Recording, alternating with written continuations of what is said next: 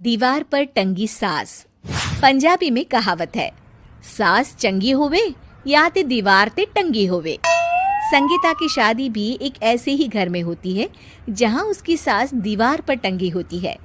ससुर और पति शादी के पहले दिन उसे सास के फोटो के सामने ले जाते हैं, जहां ससुर जी कहते हैं, बेटा बेटा संगीता, ये तुम्हारी सास थी, बहुत नेक और भली, लेकिन थोड़ी गुस्सैल थी।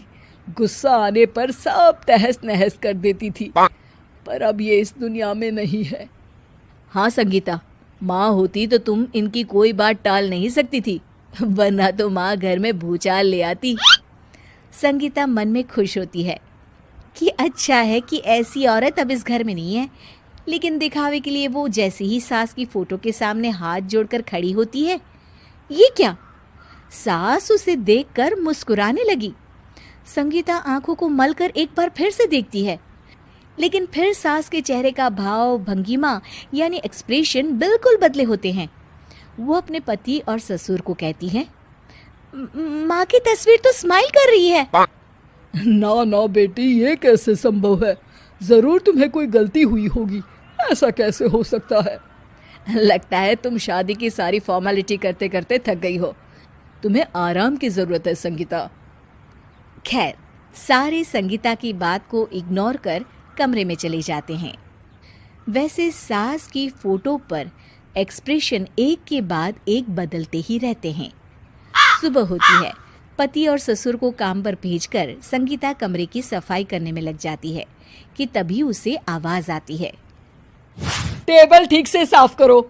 ऐसे भी कोई टेबल साफ करता है? इससे अच्छा तो ये गंदा ही था।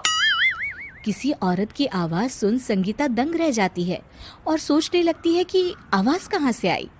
आवाज को नजरअंदाज कर वो फिर से अपना काम करना शुरू करती है, लेकिन इस बार तो आवाज बिल्कुल उसके कान के पास से आती है।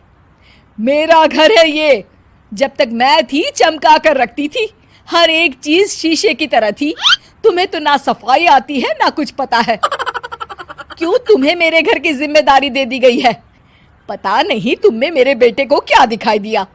मैं होती तो एक से बढ़कर एक लड़कियों की लाइन लगा देती। अब संगीता को समझने में देर नहीं लगी कि ये आवाज किसी और की नहीं बल्कि उसकी सास की है, जो दीवार पर टंगी है। वो उसके पास जाती है और कहती है, नमस्ते सासू माँ, मुझे तो कल ही लग रहा था कि दीवार में कुछ काला है। वो दीवार नहीं, दाल होती है पगली। सही पकड़े हैं सासू माँ। तो क्या हो गया आपको जो आप यहाँ भी चैन से नहीं बैठी हैं? सुना मैंने आपका व्यवहार काफी गुस्से वाला था। चुप रह तू, ज्यादा बकर बकर ना कर। घर का काम करना तो आता नहीं, आई है मुझसे बहस करने। हाँ देखिए सासू माँ, मैं आपसे साफ साफ कह देती हूँ, मुझसे पंगा लेने की कोशिश मत करिएगा। तभी पीछे से संगीता का पति आता है। अरे संगीता, किससे बात कर रही हो? कौन है वहाँ? संगीता की सास की फोटो फिर से पहले जैसी हो जाती है।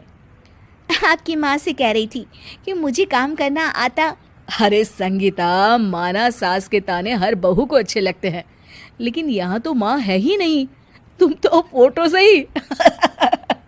तुम भी लाजवाब हो संगीता। किसी को विश्वास नहीं होता कि संगीता अपनी मरी हुई सास की फोटो से बात करती है। वहीं आए दिन संगीता की सास संगीता को किसी न किसी बात पर आते जाते ताने देती। संगीता को भी अब सास के तानों और उनसे बात करने की आदत हो गई।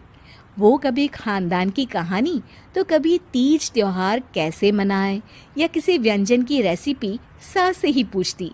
सारा दिन घर में अकेली संगीता की सास अब उसके लिए तानों के साथ पक्की साथी की तरह भी रहने लगी थी, जो किसी और को नहीं बल्कि संगीता को ही सुनाई देती। तो देखा आपने, सास बहू का रिश्ता हर रिश्ते से ऊपर होता है, फिर चाहे वो खट्टा हो या मीठा।